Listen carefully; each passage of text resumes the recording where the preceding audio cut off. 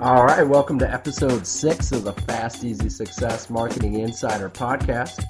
The Fast, Easy Success Marketing Insider. The uncut, uncensored podcast. Bringing you the refreshing, no fluff, no BS views in business, sales, and marketing you desire. Your host, author, marketing strategist, direct response copywriter, and serial entrepreneur, Eric Barton, the results specialist.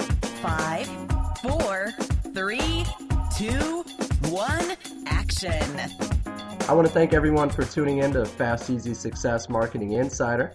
There's a lot of things coming today and in the future for you. Definitely stay tuned. And make sure you hit that subscription button right now so you don't miss out on the Value Pack podcast coming your way as well. And before we dive into our show and our very special guest today, I just want to welcome all you to head over to FastEasySuccess.com. Go ahead and grab your business building tips sent directly to your email. And when you head over to FastEasySuccess.com, I'm also giving you your free business cheat sheets. These are going to help you with your websites, emails, and writing. All right, let's dive into my special guest today. He's joining you and I on our show today. Definitely thought jamming with this man today would bring a lot of value to you. And if you haven't discovered this man yet, you're definitely in for a treat today. He's a business coach and internet marketing expert, and he's doing some pretty big things online, which we'll dive into in a little bit. And ladies and gentlemen, joining us all the way from Australia, I want to welcome to the show James Schramko. James, thanks for taking the time to jam with us today. Hey, my absolute pleasure. Thanks for having me on the show. Absolutely, and it's kind of like Back to the Future. When I was talking to you, we're trying to kind of get the days straight, and it's our Wednesday, your Thursday when we're recording this, so. But I'm definitely excited you're here, and I know everybody out there has their ticket and they're ready kind of for this profitable thrill ride. And real quick, James, for the people not familiar with you, how did you originally get the bug or really start out in the sales, marketing, and really internet world? Yeah, so that's exactly how I started. I actually went into selling because I really wanted to increase my income, and that was because I was having a baby coming along. Nice. More specifically, my wife was. Right. I needed to increase my income, so I learned the great art of selling and developed those skills and moved into managerial roles and ended up in senior position at Mercedes-Benz dealership, where I was the general manager, and got a great business skills grounding from that role. But I felt a little bit restricted geographically. One product, one market area, one part of the world. Right. And I looked out and I saw what was happening on the internet and figured that would be the place to learn some skills. So I applied what I'd learned in business to building websites and creating an online business, which eventually got profitable enough for me to be able to step away from the job.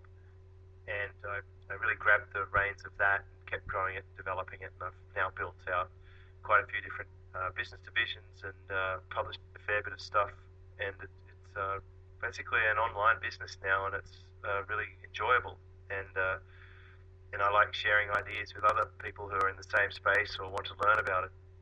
Nice. Yeah, and you do a lot of interesting things, I think, that are quite unique, and definitely want to dive into that. One thing though, I've been really, it's kind of a theme, this is only episode 6 of the podcast so far and kind of getting in the groove.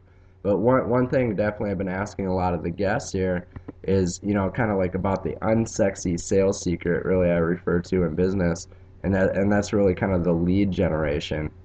And really I think it's the thing most business owners really unfortunately kind of get it wrong. Basically a lot of people kind of mix up lead generation with the customer generation part. And I was wondering if maybe your thoughts, or you can share your thoughts with the audience on your, what you feel about the lead generation process and, really the right way to start. Well, I think the right way to start is to find out who your customer actually is. And then you just do things that will resonate with that particular ideal customer. There's no point building a huge lead base if they're not the right people. So some people get confused by volume versus quality. The other thing is what model you're going to bring people into eventually might determine the sort of filtering you want to do as to who you attract to the business. So in my case, I have a lot of recurring programs, so I'm looking for a long-term relationship. So I don't need a lot of hype or jazz to trick people into opting in and becoming a lead. I have a more organic approach of good quality content delivery. I don't make it hard for people to get access to my content. That's where things like iTunes and YouTube are good. And of course, your Right. website blog is the core epicenter of where I like to place my best content so that people can come and find out stuff, learn, and hopefully engage enough to be interested to receive more information. And that's how that lead generation process works for me. Yeah, I mean, that's a great point. I mean, because that even kind of ties into, with search engine optimization or SEO. I mean, because, really, I tell a lot of people when they ask about, SEO, there's a lot of things to it, but I mean, basically, there's really three rules, and I've done this for years for clients, and it comes down to fresh content, social media, and really backlinks. And I think definitely the fresh content you got nailed on your site because you're constantly, updating content. Obviously, have videos, articles, everything up there. And basically you're referring to the YouTube and et cetera. Do you kind of leverage that to bring it back to your site? Because I tell a lot of people a lot of times that you have to concentrate on bringing this traffic back versus trying to send this traffic away to other sites. I do. It's not my primary strategy, and it's very hard to bring traffic from YouTube to your site. Once someone gets in that YouTube ecosystem, they're going to stay there for a while. There's Right, too many cute puppies and pussycats there. right, But what I do like to utilize is having other people embed those videos on their own sites and linking back to my site. That tends to happen a fair bit. And nice. I do have a watermark and a call to action in each of my videos and a link underneath the video in the description bringing people back. So I do get opt-ins, I do get visits. Um, I really just used the fact that I was embedding videos on my site as a search engine advantage for my own site because getting links back from YouTube was quite a positive thing to do. Right. But these days, I don't publish the YouTube videos on my own site. I use a private player because I have a lot more control and it provides a better experience for my users. And I can get better search engine results from having that video ranking using a video sitemap and a thumbnail of the video. Yeah, that's a great point too, because I mean I've had some clients that came to me too, and they've had already like YouTube videos on their website, but the problem is it shows the related videos. So people are clicking those like you're saying, then they zone out and they're looking at puppies and everything else. But like you said, just basically embedding the website and with the site maps on your website, that's huge. And I think a lot of people too with the blog sites, like a lot of people kind of abandon that style, and I think maybe because they were doing it wrong, but obviously it's working for you, like the heavy content blog style. Um, I mean, you're basically like indexing every page, right? And that's how you're getting the search engine optimization so heavy. Yeah, I have got a lot of pages and posts. It's updated regularly. It's only been, well, less than 2 years that I've been chipping away at this particular latest project that I've been working on. Right. And it's collected, uh, well, in that time, I think even this last year, it gets close to 10,000 opt-ins. Um, it has built up to a page rank 4, which is sort of a sign of power. Yeah, right. There's 6,800 index pages right now, and it's cache date, which is sort of tech talk for how often Google visits it. It's pretty much every day. Like its cache date is 9th of January as we record this on the 9th of January. So that's pretty cool. That Yeah, Google that's certainly knows beautiful. about the site, sending me plenty of visits to the site. Nice. And that's superfastbusiness.com? That's superfastbusiness.com. So it's a Nice. classic example of exactly what I recommend that every business owner considers. Yeah, that's a good point. I mean, because actually years ago I had a web guy that had my old website, and I had something similar, not even as deep as you do, because I've seen what you're doing on the site, and it's really deep, and and obviously it's paying off for you.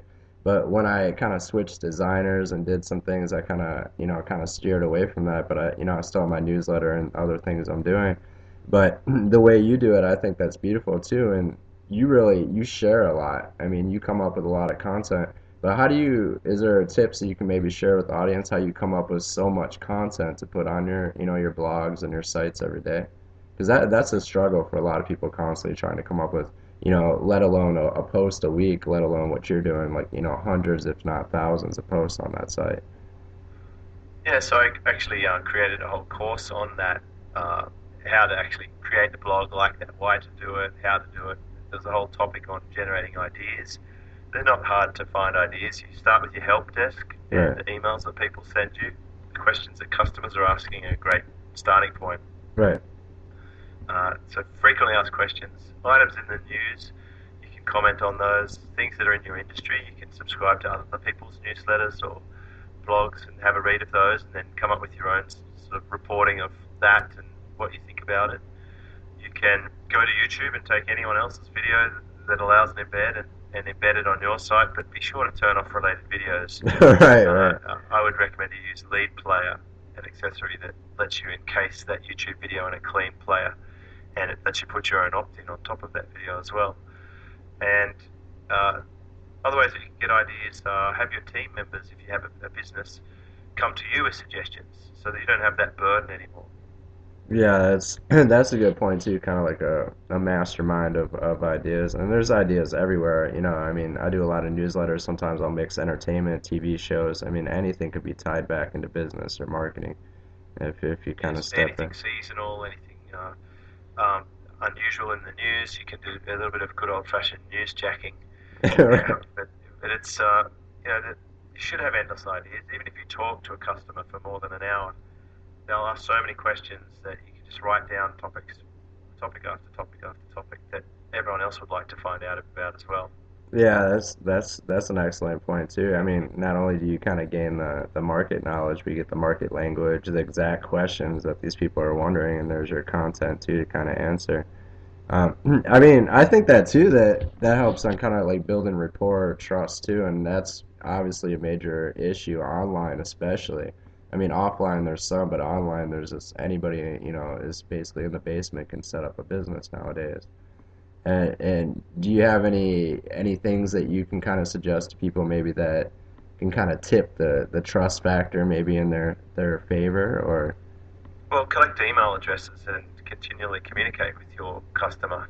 right, I think that if you're prepared to put yourself on the site, if you've got a picture of you, if you've got a story about you, if you've got verifiable information like a street address, phone number, business name, comments from other people, lots of social media shares. These are all indicators that might lead someone to think that you're trustworthy. And if you continue that relationship and nurture it, then over time they will believe that you're the real deal. yeah, that's a good point. I mean, I'm curious on your site. I mean, because I've tested this in a lot of niches too. With for example, on the opt-in forms too, when you're generating that lead. For example, doing the name, email, address, or name, email, phone number, etc. And at least what I found from my tests and in my niche, working with clients I've done, by putting, email, you get more opt-ins, obviously, but a lot of times they're kind of burner emails or throwaways. But when I put name, email, and phone number, even though I don't call a lot of these people that put this phone number in here, it seems that I've received a lot more quality leads. And I'm just wondering if maybe you tested that too on the amount of information. Because really, what I do when they opt in, I'll ask them to reply with their offline mailing address if they'd like another report that I offer or lead generation. So it's kind of a quick way to have them not really jump through many hoops to opt in, but at the same time, it's a better quality. Yeah, so I on my order pages I have a lot more fields. I have address as well, and I send people some lumpy mail from time to time. But Right. for newsletters, I'm screening out my list. Like I'm emailing it several times a week, so it's easy for me to identify people who aren't responding and to scrub them from my list. I actually have a filter that's set for never open an email, and I'll delete them off my list to keep my send rates high. Oh, nice. So it's a low friction way to collect the email, and even if it is a throwaway, sometimes people check that file. But if they're not responding, I scrub the list. Gotcha. Yeah, I do that all the time, and I I have a couple of friends that are kind of getting into the marketing world too, and they ask me advice all the time, but they still can't understand why I'm always, taking names out of my autoresponder. And, not only am I looking for quality, obviously it saves money on the autoresponder end too, because the less opt-ins you have. the less you're paying, and also you're wasting your time sending people that aren't going to respond anyway. So. We want high deliverability reputation, so I use my own email address, my own URL for emails that get sent out. I want my emails to get through, Right. because if you can increase your delivery rates, that really can make a dramatic impact into how many sales you can make. Yeah, that's do you do a lot of like when you do make your sales, do you do a lot of like direct from email sales or do you bring people to your website or I mostly always bring people to my website. right, right. And just no matter what, if you're sending out a promotion or offer, you're just bringing them from the email to obviously your world there, right? Well, I don't really send out promotions or offers, Okay. so I'm always educating and giving content, and those things will have offers. Occasionally, if I do an offer, like it'll be for a live event that I run once a year or something, Okay. I might send a couple of emails for that, Gotcha. and it will usually be in the email. But my preference is just to continually have people coming to my site and to use the site to control where people go and what they buy. Nice, nice. And when you do sell those products, because I was actually speaking to Doberman Dan about this a few weeks ago, and we were speaking about the back end, off the initial products to the customers. And and for the listeners, if they're not sure what the back end is, it's simply the thing you sell to the customer after they bought the first product. And obviously online you can do the quick upsell or the one click, kind of like Amazon or people bought this, etc. But basically, if they're not offering a back end now, I mean, obviously the best way to start is is to start. But how many back ends do you maybe for yourself or clients do you recommend that someone offer? Well, I don't do it the same way that other people teach with the ascension model, because Okay, I've got a long-term game plan. okay, I don't need to force sales or push sales up, or the instant customer value, because I'm not running paid traffic. I don't have affiliates. I'm not right, doing a launch. I can wait. I can wait till they're ready to buy. So I call this a chocolate wheel. And my products page will lead to all the things that I have available that someone could buy. And okay, when they get to the right piece of content that steers them to the thing that's right for them, they'll find that products page. So a lot of my customers have bought everything that I've got, but it doesn't happen in a linear sequence. It might happen in a more organic way. And if you look into your analytics, you'll see that people are finding a site through three different ways these days. It's not just a start here, go to there. I think the traditional ascension model or the straight line funnel is, for the most part, dead unless you have an old school traffic method of paid traffic, opt in, upsell, downsell. That's going to die off. right. I mean, I personally, I agree with you. I mean, when I sell products, even when I have like my courses and things, I don't do the one click upsells. I don't think there's anything wrong with it. There is people obviously making money in it. But I kind of do it a little different, kind of in kind of like what you said, kind of like more in I'm trying to kind of see how I would say this, more of a trusting way versus here, buy this other product now that you bought this. Like I just kind of, now that you have this, here's another product that you can buy, but it's not a forced, upsell kind of thing.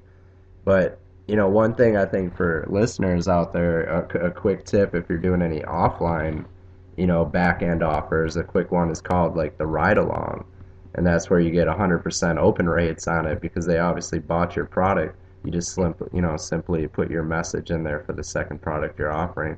That's the quickest way really to get started with the back end, and it doesn't cost you any postage, and they're gonna open it. It's guaranteed to get open because they bought from you anyway. So.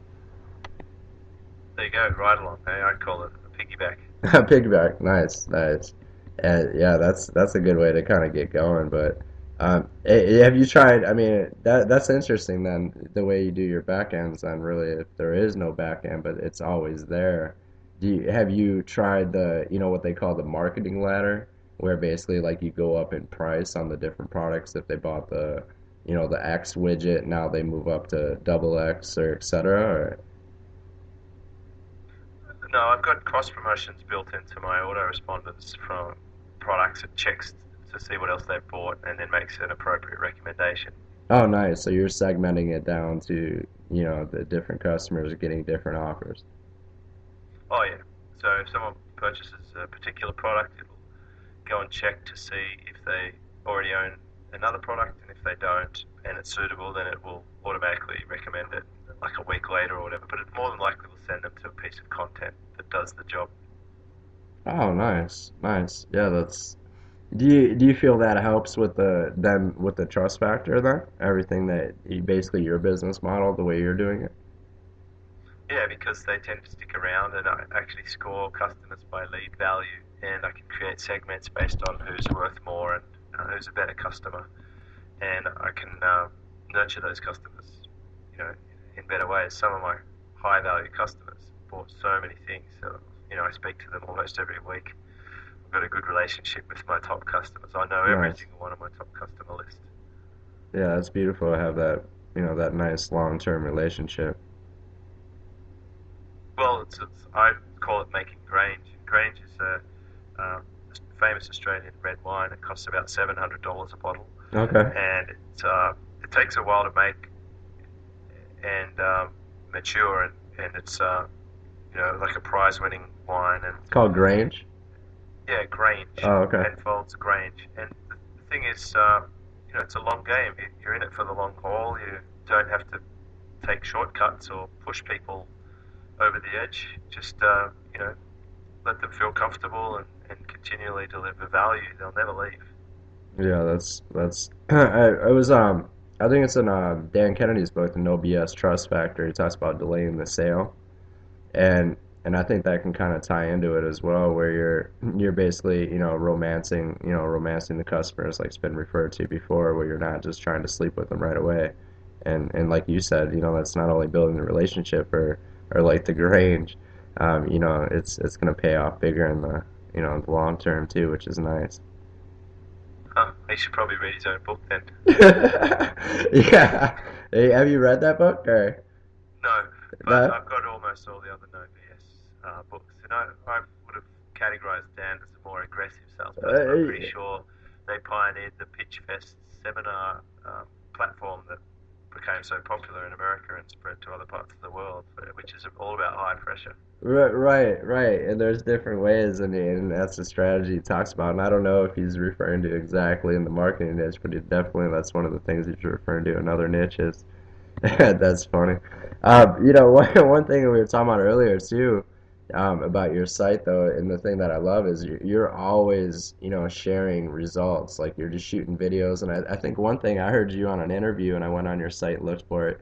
You even had a video where you were asking your audience like, what was better, clean shaved or not?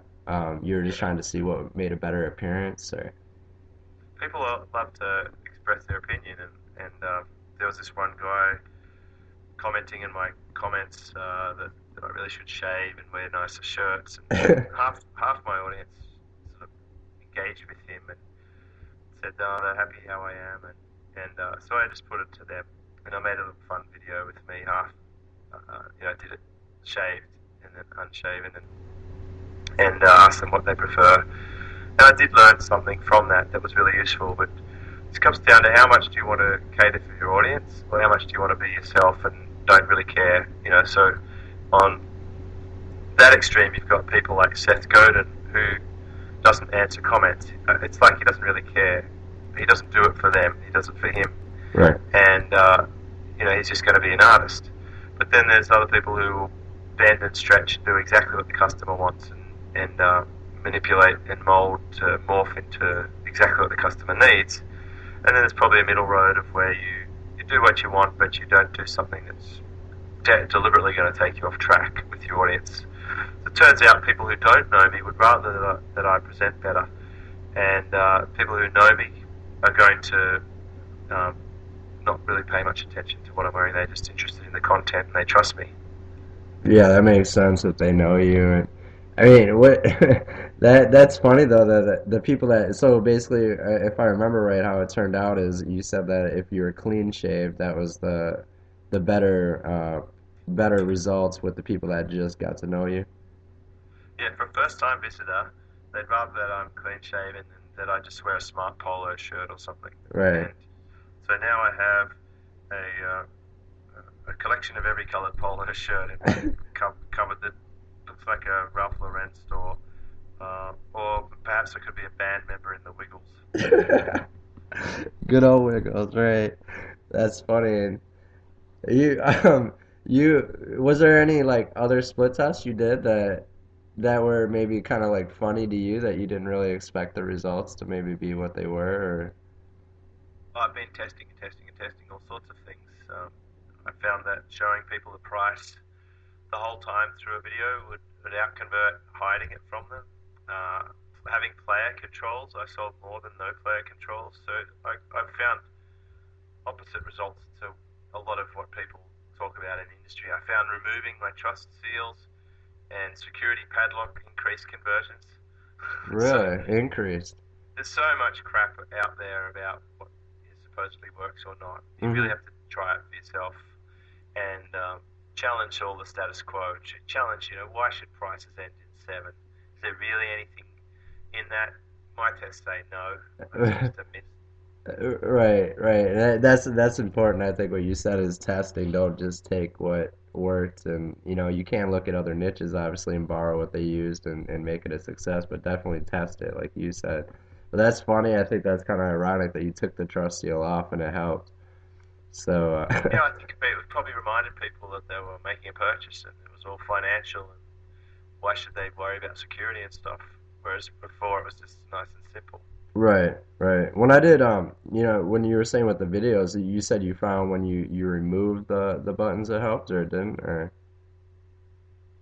No, I found that having letting people have more control built more trust. ah, gotcha. Yeah, because when I've tested with a few clients in different niches, and we used without the fast forward, but the pause button, and just letting it play where you couldn't stop it. And we found with the play pause outperformed just a straight play where you couldn't pause it. Well, it's just so rude to force people into that, even if it converts more, creating bad will. And I think that I mean I despise those pages. I know I've done that Trolls. before. I've let them It'll make play. me scream and want to hurl furniture.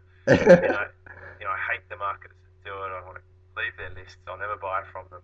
Right, It creates such anger that someone would contrive um, to manipulate my experience to that extent. right, I don't think that stuff's going to cut it in a few years from now. So I don't put my customers through that. I'm all about making it easy for people and right. helping people through the path and giving them a sense of control. And even though my conversions might be a little lower, I'm really happy with the relationships and the people that do come through. That's beautiful too, and I think too, like you said, I think that's kind of ironic. I've heard a lot of people, and I haven't really personally tested what you're talking about, where you put the price the whole video with clients, and or myself, I haven't tried that. I've usually done it towards a certain point in the video or the end. But that's funny that you tried that and you've seen that that's worked better for you too, and it makes sense. I mean, from a trust factor too, that you're not hiding it like you said. So yeah, Yeah, that's people nice, feel like they're in control. nice, nice.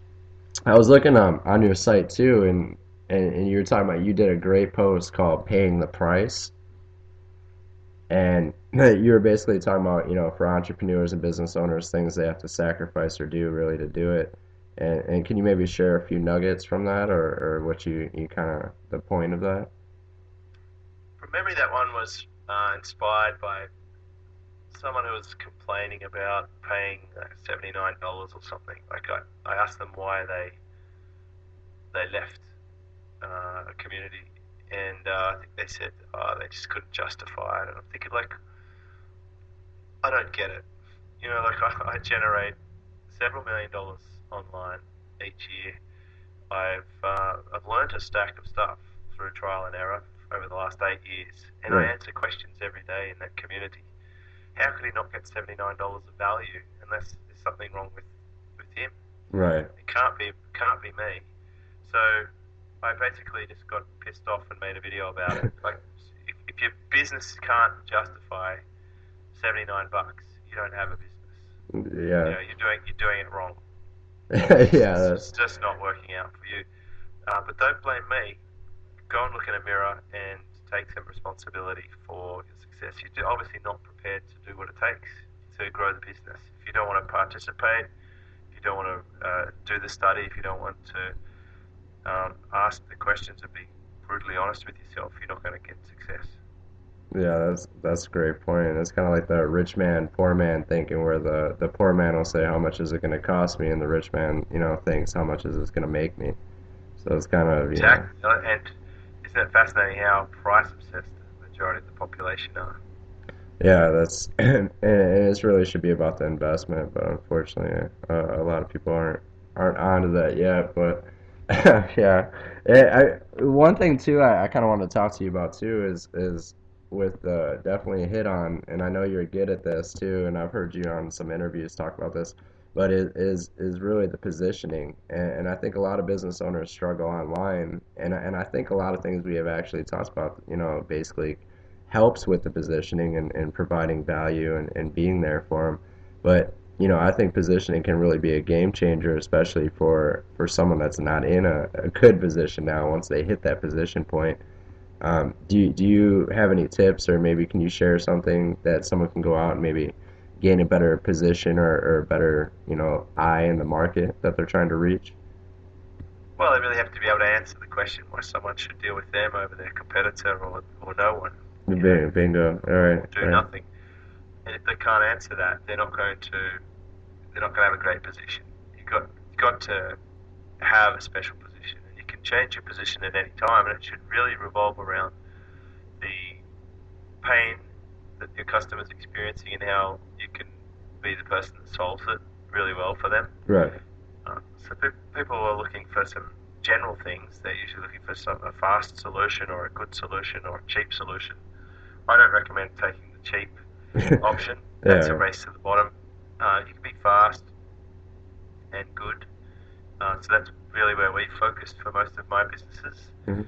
I don't need to be the cheapest person in the market. I'm certainly not the most expensive, but we build up a lot more trust. We get a lot more results for people that are documented and proven than other people. We stick around longer. It's a long game.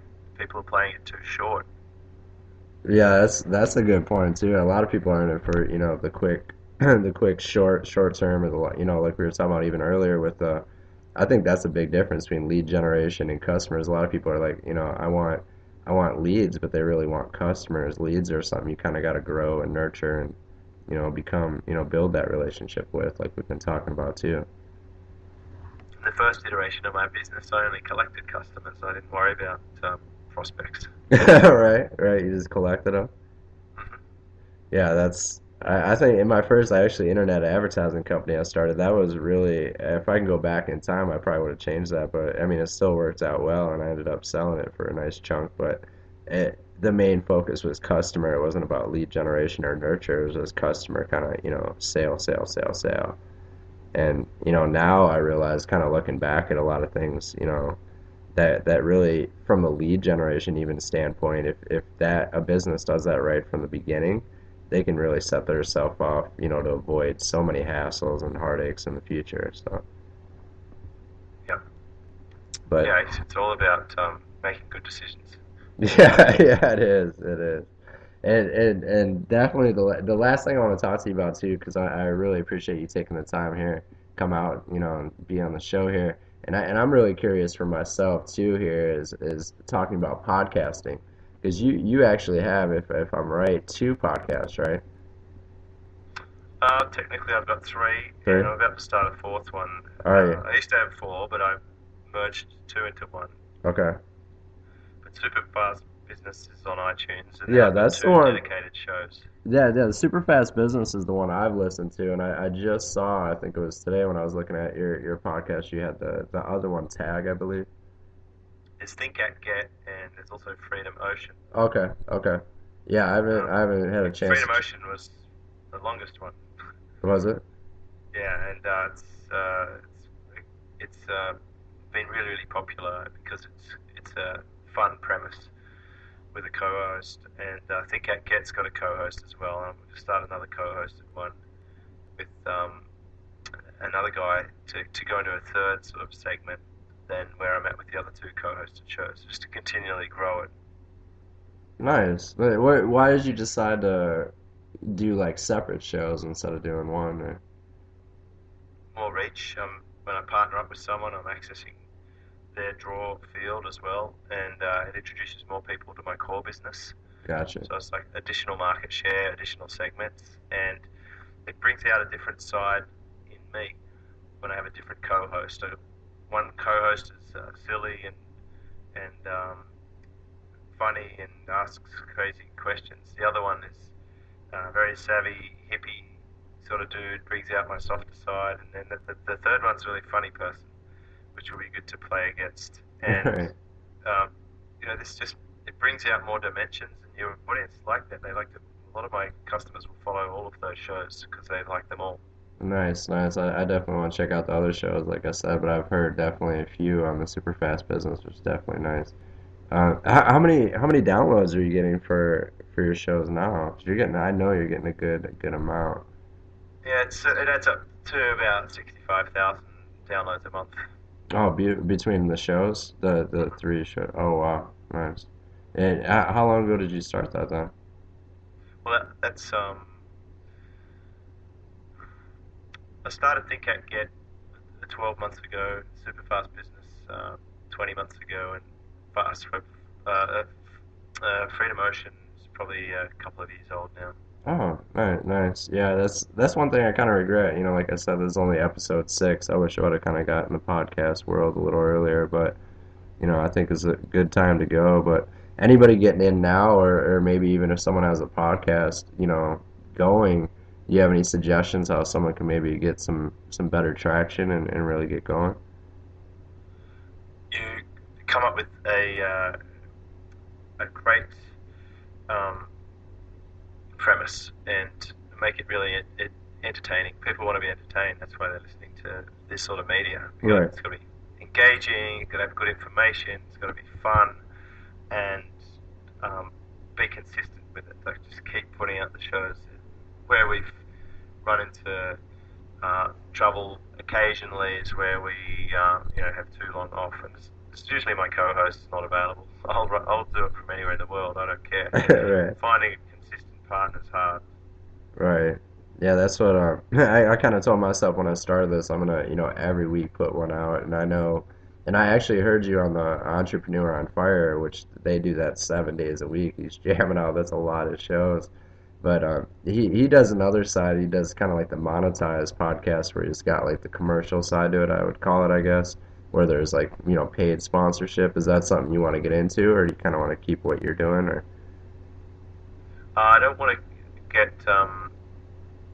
I don't want to do the monetized thing with sponsors, but I don't need to because I'm my own sponsor. Right. I monetize it with my own products and Right. services. So Yeah, because he doesn't have any products, so I'm sure that's he does. yeah. He does. He's doing 100 grand a month now. So he certainly has products. He's got a membership. He's Oh, got he's got products now that he's doing. podcasting membership, and he's got sponsorships. So he's doing, I think, $40,000 in sponsorships a month. Oh, nice. He's doing 40,000 in his podcasting membership, and a bunch of other stuff, affiliate stuff, and his other memberships. So he's cracked 100 grand a month with that. In saying that, some of those things are lifetime memberships, and they're not recurring. So what will be interesting is how he migrates his business model to something more stable, and there's a lot of commentary on that. But I really like John Lee Dumas. He's got such fast success, really within a year, gone from nothing to superstardom by just grinding it out with a good show format and getting talented people onto the show and working his butt off. So Yeah, he's he's a great recording a lot example of for shows. people to go and have a look at as to how he's done it. If he did it something slightly differently, I think he'd have a different business than what he has now, and it'll be interesting to see him move to that. So, where I'm at is I just create my own products and services, Right. and I drive traffic to that from the podcast. So I don't have to do anything anywhere near the level of output. I work significantly less hours, and I make significantly more stable profit with the model that I've got. But I think he'll get there. It's building the audience was his number one priority for sure. Right, and I must have heard an old interview because he was talking about at the time that he didn't have products, and that's why he was doing the advertising, to get going, but he still had to list. But I think from like, what you're doing, what I'm doing, I think it makes perfect sense to kind of keep commercial free, especially since we have our own products and services. But is there any kind of future plans you have that you can share, or maybe something you want to share that you really want to take your podcast to, or something different? Well, just starting a new podcast is really on my agenda, and I'm Nice. just working through the naming it and getting the first episodes down phase. But I'm just a big fan of that medium. It's one of the primary traffic strategies that I have, and it's the one that lends itself to my natural inclination, which is really just to talk. Yeah, that's nice. It's an awesome platform, and yeah, it's definitely nice, and definitely I want to thank you for coming on, James. It's definitely been great, and definitely shared a lot of value, and definitely thanks for coming on. Like I said, the sixth episode here, and before everyone goes, and dives in, takes action on everything we talked about today, can you tell the listeners, James, where they can learn maybe more about you, sign up for your newsletter, check out your stuff? Yeah, head over to superfastbusiness.com. You'll be able to grab one of the free courses there. I have two courses. One is how to build a site like Superfast Business and to get lots of traffic. And the other one is a new one that I've just put up, and it's how to build a profitable business that funds your ideal lifestyle. They're both free courses. Oh, nice, nice, and definitely, I definitely recommend everyone head over to his site and definitely check it out too. It's definitely worth it. And is there any other things you got going on that you want to shout out, or? Well, I do run live events occasionally. I've got another one coming up in Sydney, and they're called Fast Web Formula Okay. Live. And I have some really good guests coming. These things are super events to come to, and they're in Sydney. It's a nice destination at this time of the year with warmer weather. So I have quite a few Americans and people from Dubai and the UK come over to get a change in climate. That'd be nice. Now we're looking at like a -20 right now, so with the wind chill, it's been nuts here this week here. So. It's a choice, remember. Nice. Yeah, and again, thanks, man, for coming on and sharing all the value today. And definitely check out superfastbusiness.com, like James said. And all you listeners out there, too, I definitely hope you enjoyed the show and most importantly, take action on all the tips shared today. And before we go, real quick, if you just do me two quick favors, I'd really appreciate it. Just simply hit that subscribe button so you don't miss out on the future business boosting podcasts. And if you stuck around this far, you obviously enjoyed the show and saw the value. Just make sure you leave those reviews, get those comments out there. Just need help getting the show noticed, getting started here. And when you're done, go ahead and grab James Goodies over at superfastbusiness.com, and then grab your business cheat sheets and my free daily email tips waiting for you over at FastEasySuccess.com. Again, I'm your host, Eric Barton, the results specialist, signing out today. And we'll see you next week for another Fast, Easy Success Marketing Insider. Thanks again, James Schramko, for coming on tonight. And here's to your success.